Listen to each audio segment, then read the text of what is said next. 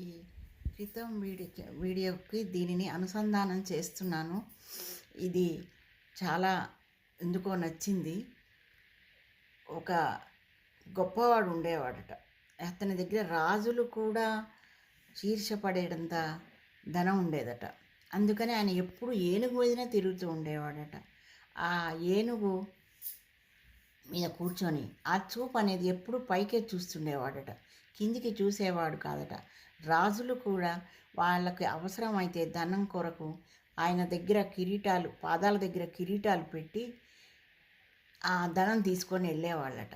ఒక రోజున విధి వక్రిస్తుంది కదా, ఎప్పుడైనా కొంతమందికి అహంకారం అనేది తోడైతే అప్పుడు ఆ ధనమంతా పోగా ఆయన దుర్భర దారిద్ర్యంతో ఉండిపోయి ఈ మారువేషంలో తిరుగుతూ, అంటే ఈ చింకి బట్టలతోని తిరుగుతూ అర్ధరాత్రి పూట బయటికి వచ్చి దొరికింది ఏరుకుంటూ తినేవాడు. నిజంగా ఎంత దుర్భర దారిద్ర్యం. అయితే ఒక రోజున అట్లానే ఒక పగిలిన కుండ పెంకులో అడుక్కోవాల్సిన పరిస్థితి వచ్చిందట, ఏరుకొని తెచ్చుకోవడానికి. ఆ కుండ పెంకు పట్టుకొని తిరుగుతుంటే అర్ధరాత్రి పిచ్చి కుక్కలు ఉంటాయి కదా, ఆ కాలు పట్టి కొరికేసిందట. నిజంగా ఎంత బాధాకరమైన విషయం. ఆ అహంకారం అనేది తోడైతే ఎంతటి దుర్భర దారిద్ర్యం అనుభవిస్తున్నాడు అని అనిపించింది. ఎప్పుడైనా సరే చూపు అనేది పైకి ఉండకూడదు. అహంకారంతో కూడిన చూపు.